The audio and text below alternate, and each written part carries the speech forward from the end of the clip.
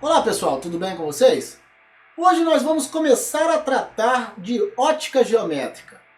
Mas antes, precisamos fazer uma introdução sobre o tema. Para isso, vamos falar dos princípios da ótica geométrica.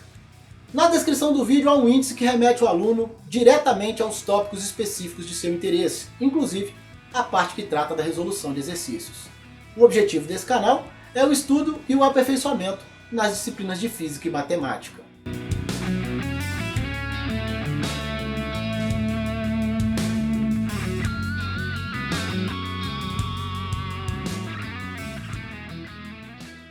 Vamos iniciar o estudo da ótica geométrica pelos princípios que regem a ótica geométrica. Vamos ver o que são raios de luz e feixe de luz. Nós já sabemos que a luz é um tipo de onda eletromagnética. Sabemos também que ela é diferente das demais porque a luz produz em nós sensações visuais. Ela é essencial para a gente enxergar os objetos. Sem a luz não há como enxergar nada, é por isso que no escuro a gente não consegue ver os objetos. A figura mostra graficamente a luz da lâmpada saindo da lâmpada e indo até os olhos de um observador através de linhas orientadas com direção e sentido que a gente chama de raios de luz. Então cada linha dessa é chamada de raio de luz. Mas na prática não tem como a gente isolar um raio de luz. O que a gente faz é apenas uma representação gráfica da luz em propagação. O conjunto desses raios de luz são chamados de feixe de luz. Então, cada reta dessa orientada é chamada de raio de luz e o conjunto delas de feixe de luz. Os feixes de luz podem ser cilíndricos, quando os raios de luz são paralelos, ou cônicos, quando os raios têm direções que passam por um mesmo ponto P.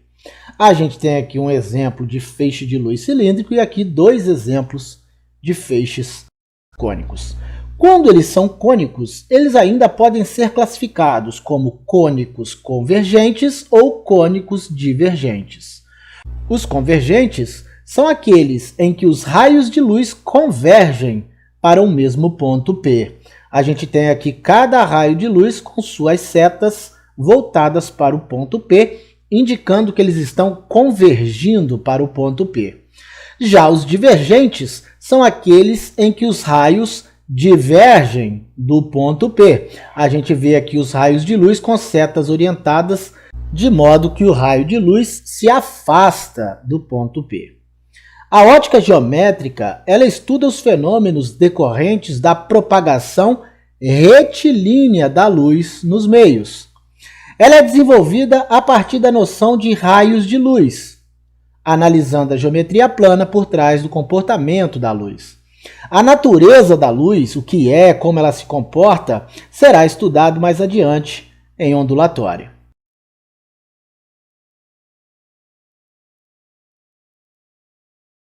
Fontes de luz.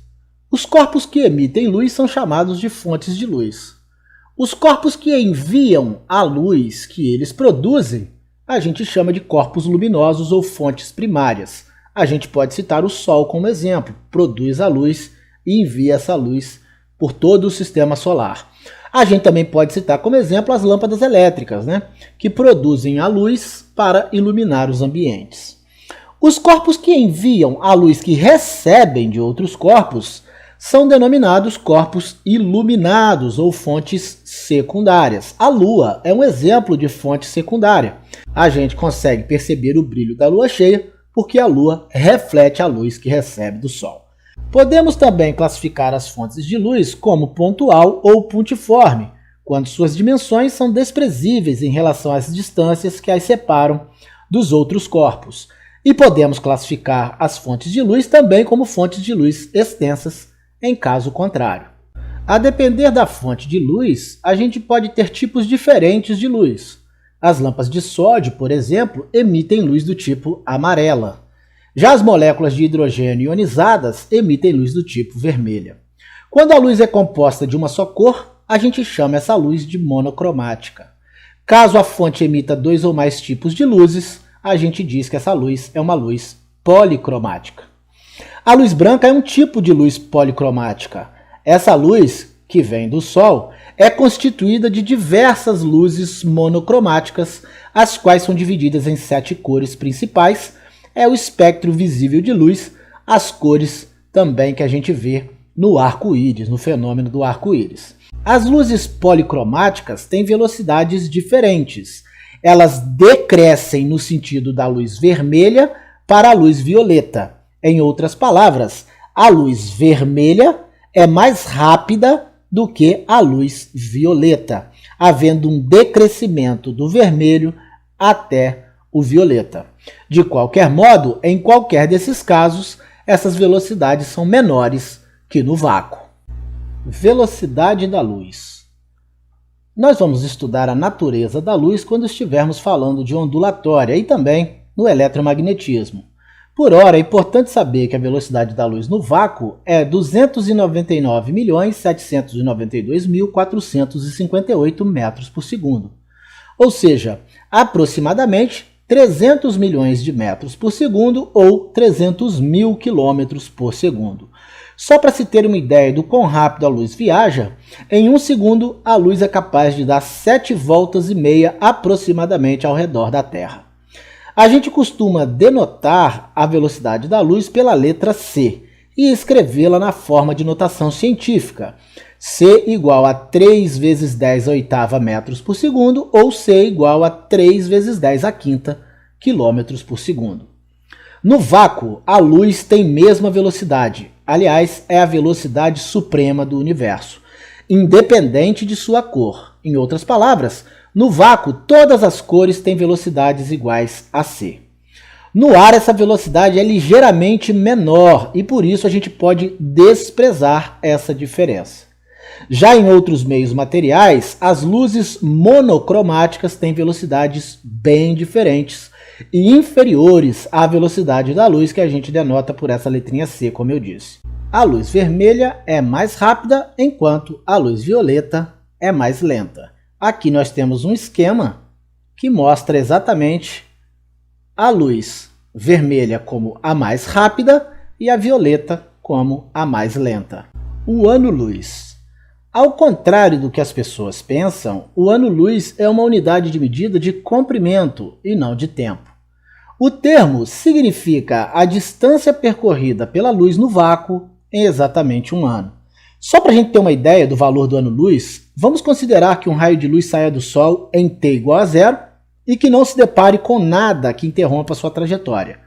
Assim, nós teremos ΔT igual a 1 ano, que transformado em segundos me dá 3,16 vezes 10 a sétima segundos, e como nós sabemos a velocidade da luz, que é 3 vezes 10 a oitava metros por segundo, a gente encontra a distância que equivale a 1 ano-luz, fazendo a velocidade da luz vezes o tempo gasto para a luz viajar em um ano. Isso vai me dar um valor aproximado de 9,5 vezes 10 a 15 metros, ou seja, 1 ano-luz é aproximadamente 9,5 vezes 10 elevado a 12 quilômetros. Um valor absurdo, né? Essa unidade é muito usada na astronomia, exatamente porque a astronomia precisa lidar com distâncias muito grandes. Então, nada melhor do que utilizar essa unidade de medida para simplificar os cálculos.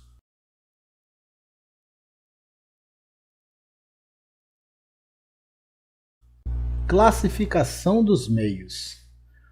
Os meios podem ser classificados como transparentes, translúcidos ou opacos. Vamos falar de cada um desses tipos. Os meios transparentes são aqueles que permitem que a luz se propague por eles de forma regular, permitindo a visualização nítida dos objetos. A gente tem como exemplo o vidro comum, o ar e a água em pequenas camadas. A gente vê ilustrado aqui na figura um recipiente com água totalmente transparente. Quando a propagação acontece por entre os materiais, porém com trajetórias irregulares, a gente chama esse meio de meio translúcido. A gente cita como exemplo o vidro fosco e a seda. Aqui a gente tem uma figura com vidro fosco, com alguns pedaços transparentes, é verdade. A gente percebe, inclusive, claramente a diferença na propagação da luz por entre a parte transparente e a parte fosca. Na parte transparente, a propagação é regular. Na parte fosca, ela acontece, mas de forma irregular. Por fim, a gente tem os meios opacos, que são aqueles que não permitem a propagação da luz. A gente pode citar como exemplo o nosso corpo ou materiais feitos de madeira. A gente tem aqui uma figura da mão de uma criança formando uma sombra no chão. Isso acontece exatamente porque a luz não consegue se propagar pelo corpo humano. Ainda sobre a classificação dos meios, um meio em que todos os seus elementos de volume apresentam as mesmas propriedades é denominado homogêneo, ou seja, quando um meio é formado por um único material e em todo o seu volume ele apresenta as mesmas propriedades em cada ponto desse elemento, a gente chama de elemento homogêneo ou meio homogêneo. O vácuo é um meio homogêneo perfeito, porque ele é igual em todos os pontos. O ar, em pequenas proporções, pode ser considerado homogêneo. Já a atmosfera, como um todo, não é um meio homogêneo, devido à diversidade de materiais distintos suspensos nela. A gente tem oxigênio, tem nitrogênio, tem hidrogênio, e por isso a gente não pode dizer que a atmosfera como um todo é um meio homogêneo, ou seja, todo igual em todo o seu volume, apresentando as mesmas propriedades. Quando as propriedades associadas a um elemento de volume independem da direção em que são medidas, o meio é chamado de isótropo. Os meios que são simultaneamente homogêneos, transparentes e isótropos são chamados de ordinários.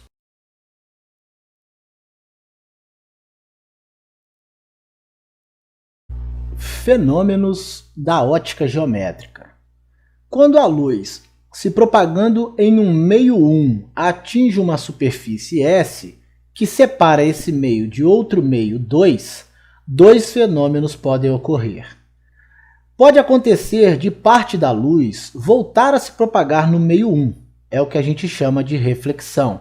É o que a gente está vendo aqui, ó, luz incidente, bate na superfície S e volta para o meio 1. É a luz refletida, o que chamamos de reflexão, como eu disse. Mas também pode ocorrer de parte da luz passar a se propagar no meio 2. É o que chamamos de refração. A gente vê também no esquema, quando a luz incidente bate na superfície S, atravessando e passando a se propagar no meio 2. É o que chamamos de luz refratada. A depender da natureza do meio 2 e da superfície S, haverá predominância de um dos fenômenos. O que nós estamos dizendo aqui é que esses fenômenos não são excludentes. Eu posso ter a reflexão e a refração acontecendo simultaneamente. Quando a superfície S é plana e polida, a cada feixe cilíndrico corresponde um feixe refletido também cilíndrico.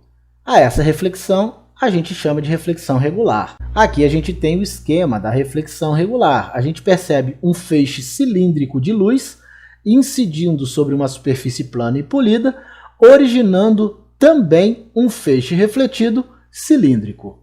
Quando a superfície S for irregular e não escura, o feixe vai perder o paralelismo, provocando o que chamamos de espalhamento, ou reflexão difusa ou difusão da luz. São todos sinônimos. Esse tipo de reflexão é o que nos permite enxergar os objetos. Sem ele, nós não veríamos os objetos à nossa volta. Quando a gente está num ambiente iluminado, a gente pode enxergar os objetos por conta do espalhamento. Como os feixes de luz estão em todas as direções, a gente consegue perceber os objetos à nossa volta. Aqui a gente tem o esquema da reflexão difusa. A gente percebe que um feixe cilíndrico perde o seu paralelismo quando incide sobre uma superfície irregular e não escura. Assim como ocorre com a reflexão, na refração a gente também tem a refração regular ou a refração difusa. Ela é regular quando os feixes cilíndricos incidem sobre meios transparentes, que é o caso do ar, da água de uma piscina, por exemplo. Isso faz com que os raios não percam o paralelismo, ou seja, os raios que formam um feixe cilíndrico continuam a formar um feixe cilíndrico após ocorrer a refração. Já a refração difusa acontece quando o feixe de luz refratado perde o paralelismo, assim como na reflexão. É o caso dos meios translúcidos.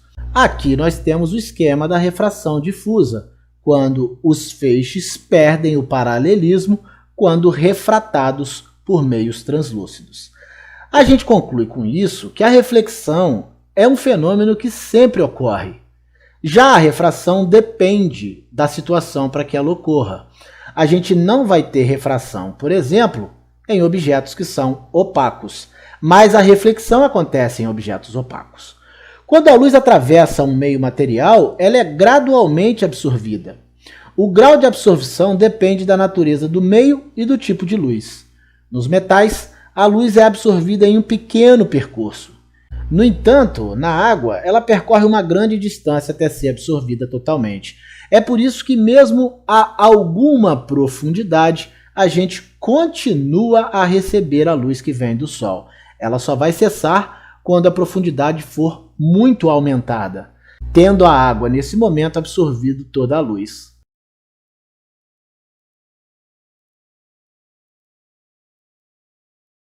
A cor de um corpo. Eu costumo dizer para os alunos que a cor é uma ilusão de ótica. E nós vamos ver aqui o porquê que eu estou falando isso. A cor que enxergamos, ela depende de dois fatores: da cor da luz e do material com que é constituído o corpo. Um corpo nos parece branco quando ele reflete difusamente a luz branca. Caso ele absorva todas as luzes nele incidentes, o corpo vai nos parecer negro. Então aqui eu percebo duas situações extremas. Ou o corpo vai refletir todas as luzes que compõem a luz branca, e aí a gente vai perceber o corpo como branco, ou ele vai absorver todas essas luzes, e nesse caso perceberemos o corpo como um corpo negro. A gente sabe que a luz branca é policromática, sendo composta especialmente por 7 cores básicas. Ou seja, ela possui diversos tipos de luzes de variadas cores. Com isso, a gente conclui que os corpos brancos são aqueles que refletem todas as cores que estão presentes na luz branca. Caso o objeto reflita apenas o azul, que também está presente na luz branca, a gente percebe o corpo como azul. E as demais cores da composição da luz branca terão sido absorvidas pelo corpo. Isso também ocorre com o vermelho, com o verde e com as demais cores, em maior ou menor grau. Vamos explicar isso aqui melhor. Quando a gente expõe um objeto verde à luz branca, esse objeto reflete a cor verde e absorve as demais cores. É por isso que nós enxergamos o verde. Mas se nós expusermos um objeto que é capaz de refletir a luz vermelha sob uma luz monocromática verde, esse objeto vai nos parecer negro, porque ele não é capaz de refletir a luz verde. Tudo que não for capaz de refletir esse tipo de cor será visto pelo olho humano como um corpo negro. É o que está dito aqui, ó. Se expusermos um corpo que reflete luz azul sob uma luz monocromática vermelha, o corpo vai nos parecer negro, visto que ele é incapaz de refletir essa cor. Porém, se colocarmos sob luz monocromática azul, ele vai nos parecer azul. Vale aqui um registro. A luz que a gente tem em casa, das lâmpadas, é uma luz branca, e ela foi assim criada para simular a luz branca que o Sol nos fornece. Senão, nós teríamos os objetos de uma cor quando expostos à luz da nossa casa e com outra cor quando expostos à luz branca do Sol.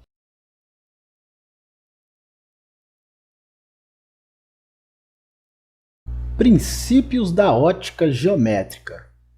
Os princípios ou leis que fundamentam a ótica geométrica são esses 4 que eu enumerei aqui. Porém, nós vamos estudar agora apenas os 2 primeiros. Estudaremos no próximo capítulo as leis da reflexão e alguns capítulos adiante as leis da refração. Primeiro, o princípio da propagação retilínea da luz. Ele diz que nos meios homogêneos e transparentes, a luz se propaga em linha reta. Esse é o princípio que explica o fenômeno da formação de sombras e penumbra, a ocorrência também de eclipses e as fases da Lua, além do funcionamento da câmara escura de orifício. Assuntos esses todos que veremos já adiante. Segundo o princípio da ótica geométrica, o princípio da independência dos raios de luz. Cada raio de luz se propaga em um meio independentemente de qualquer outro raio. Isso significa que mesmo que haja o cruzamento entre os raios de luz, cada um seguirá o seu caminho. As leis da reflexão e da refração serão vistas mais adiante, eu já adiantei isso no slide anterior. A figura abaixo mostra o cruzamento de dois feixes de luz nas cores vermelha e azul. A gente percebe no esquema abaixo que mesmo após haver a interseção entre elas, as cores se mantêm as mesmas e seguem suas respectivas trajetórias. Uma consequência importante desses princípios é a reversibilidade da luz, mas nós precisamos ter muito cuidado com esse conceito. Ele diz o seguinte: a trajetória seguida pela luz não depende do seu sentido de percurso. Se a luz faz determinado percurso, ela é capaz de fazer o mesmo percurso em sentido inverso. Isso é válido em uma trajetória retilínea, num mesmo meio homogêneo e transparente. Vale também numa reflexão e, ainda, numa refração isolada. Vamos entender tudo isso que foi dito aqui. Eu vejo aqui uma reflexão isolada, isso significa uma reflexão sem que haja refração, e a gente percebe aqui que a luz está fazendo o trajeto de 1 para 2. Já no segundo esquema, a gente vê o trajeto inverso sendo feito pela luz de 2 para 1. Já na refração isolada, que é também a refração sem considerarmos a reflexão, lembrar que a reflexão sempre ocorre, então aqui nós temos uma situação hipotética de considerarmos apenas a refração isoladamente, a gente percebe que aqui ela vai de 1 para 3 e retorna de 3 para 1. Mas como eu disse, há de se ter um grande cuidado com esse conceito e nós vamos ver isso no próximo slide. Como eu disse no slide anterior, a gente precisa ter muito cuidado com a reversibilidade, porque a reflexão e a refração andam sempre juntas. Vamos ver o que ocorre quando os fenômenos estão conjugados. Na primeira figura, nós temos o raio incidente 1, dando origem ao raio refletido 2 e ao raio refratado 3. Se nós mudarmos o sentido e fizermos o raio 3 como raio incidente, a gente vai perceber a formação do raio refletido 4 e do raio refratado 1. Por fim, se a gente considerar o raio 2 como raio incidente, nós teremos o raio 4 como raio refratado e o raio 1 como raio refletido. Nós vamos ver no próximo slide quais as conclusões que a gente tira do que foi dito aqui. O que nós vimos no slide anterior é que a reversibilidade não é absoluta quando reflexão e refração andam juntas. Então, como fazer para utilizar esse conceito? Basta considerar os fenômenos separadamente. Em outras palavras, para a reflexão 1,2, 1,2, existe a reversibilidade 2,1, 2,1. Aqui a reflexão está sendo considerada isoladamente. De igual modo, para a refração 1,3, 1,3, também existirá a reversibilidade 3,1, 3,1, desde que a refração esteja sendo considerada isoladamente.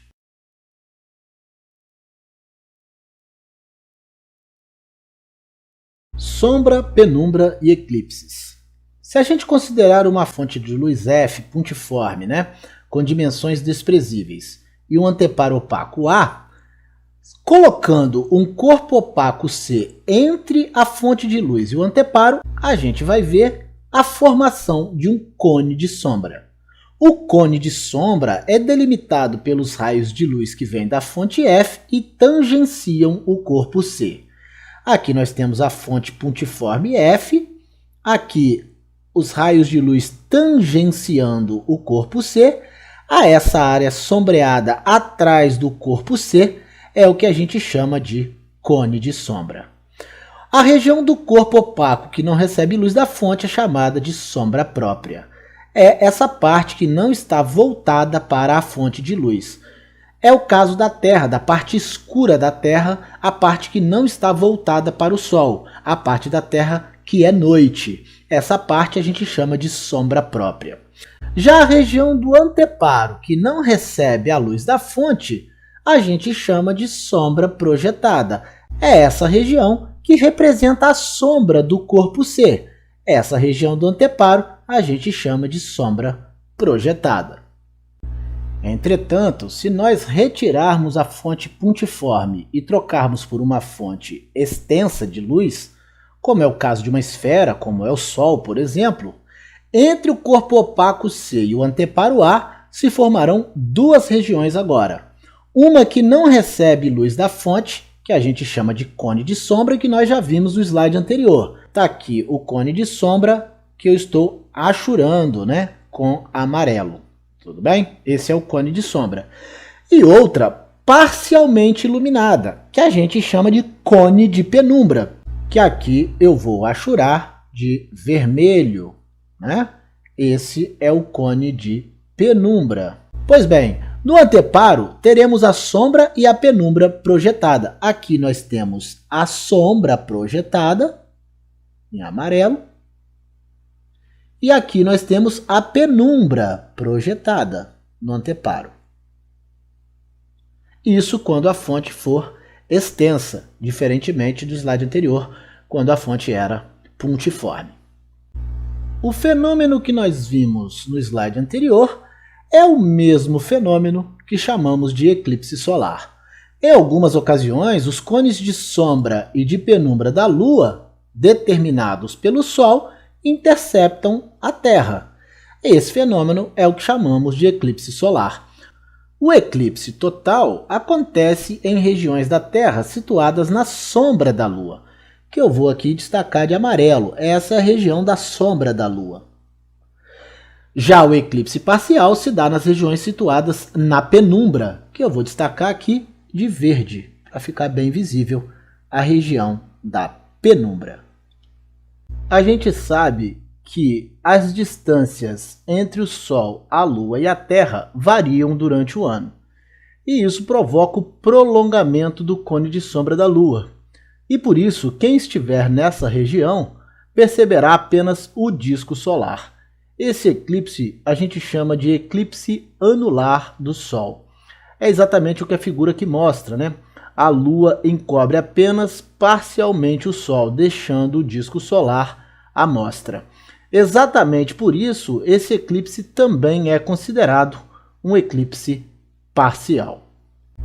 Depois de explicarmos como acontece o eclipse solar total, o aluno quer saber, e o eclipse lunar total?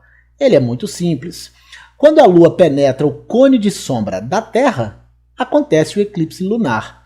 Os mais curiosos podem se perguntar, então por que não acontece um eclipse lunar por mês?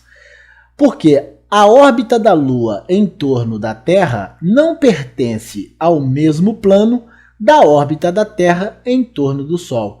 E por isso, apenas em alguns momentos existe essa coincidência. Em outras palavras, apenas em alguns momentos a Lua penetra esse cone de sombra da Terra.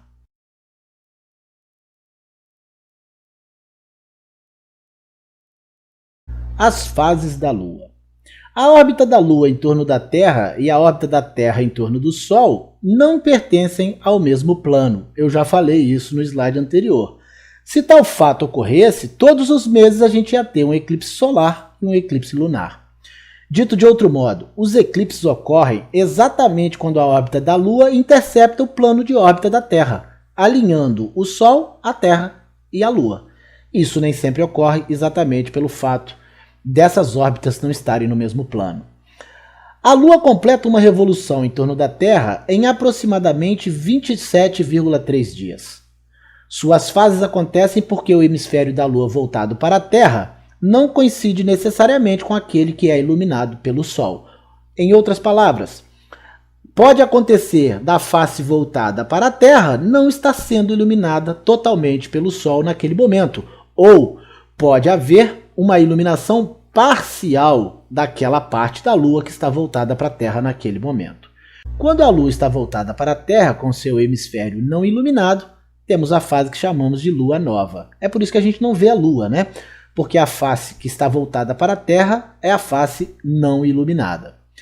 Quando temos meia face iluminada, a gente tem as fases quarto crescente e quarto minguante. Ou seja, a face da Lua que está voltada para a Terra está sofrendo uma iluminação parcial do Sol.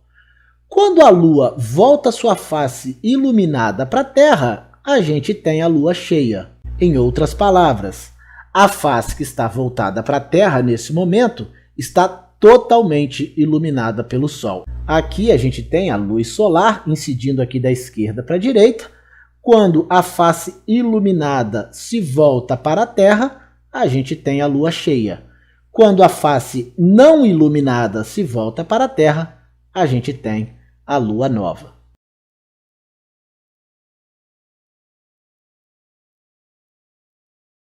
Câmara escura de orifício. A câmara escura é uma caixa de paredes opacas, tendo uma das paredes um pequeno orifício, conforme está aqui na figura. Aqui nós temos o orifício e uma caixa com paredes opacas, ok? Quando a gente coloca um objeto diante da câmara, os raios de luz provenientes do objeto atravessam o orifício e formam na parede oposta uma figura semelhante ao objeto e invertida, ao qual chamamos de imagem. É o que a gente percebe aqui, ó. A gente tem aqui uma vela, o objeto, pontos A e B do objeto, né? O ponto superior, o limite superior e o limite inferior do objeto. Aqui os raios de luz provenientes do objeto penetram o orifício e formam no fundo da câmara escura uma imagem invertida, uma imagem I invertida com extremidades B' e A'. Aqui nós temos a distância do objeto até a câmara, até o orifício, e aqui o comprimento da câmara.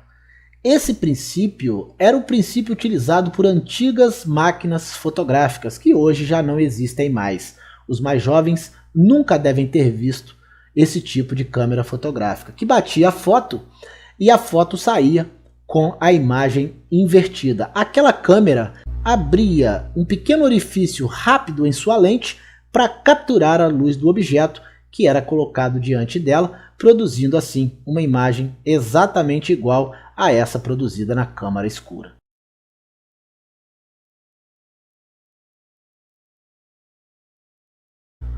Ângulo visual.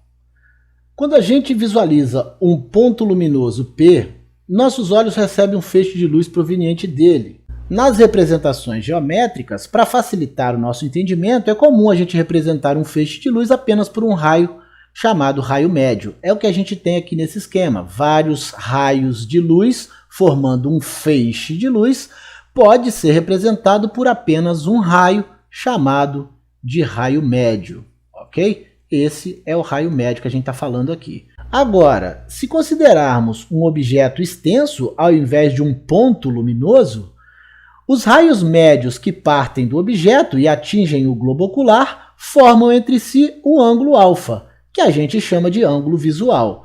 Aqui nós temos os extremos do objeto, o extremo superior e o extremo inferior do objeto, indo ao globo ocular de um observador, formando entre si o ângulo alfa, que eu chamo de ângulo visual. Quanto mais longe o objeto estiver do globo ocular, menor será o ângulo visual, segundo o qual ele será visto. É por esse motivo que o objeto, ao se afastar do observador, parece ficar menor. Daí o ângulo visual ser chamado de diâmetro aparente. Bom, eu percebo aqui, ó, que quanto mais longe o objeto está, o ângulo formado pelos raios médios diminui. E isso é que dá a sensação de que o objeto diminui de tamanho ao se distanciar do observador. Observe que quando o objeto está mais perto, eu tenho um ângulo visual maior do que quando o objeto se afasta. É a diferença aqui entre o alfa1 e o alfa2. Por uma coincidência celeste, o Sol e a Lua, vistos da Terra, apresentam aproximadamente o mesmo diâmetro aparente. E é isso, entre outras coisas, que torna possível a ocorrência do eclipse. Vou explicar isso aqui melhor. A gente sabe que o Sol está muito mais longe da Terra do que a Lua. E sabemos também que o Sol é muito maior do que a Lua. Entretanto, quando a gente olha para o céu, a gente tem a impressão de que tanto o Sol quanto a Lua têm o mesmo tamanho. E é por isso que é possível a ocorrência do eclipse. É por isso que a Lua, mesmo sendo muito menor, consegue cobrir todo o Sol. É isso que a gente chama de mesmo diâmetro aparente.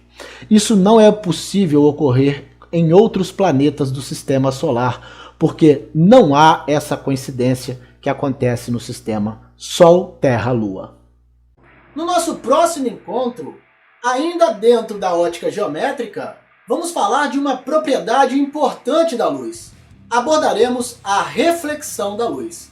Eu aguardo vocês, um grande abraço a todos e até a nossa próxima aula.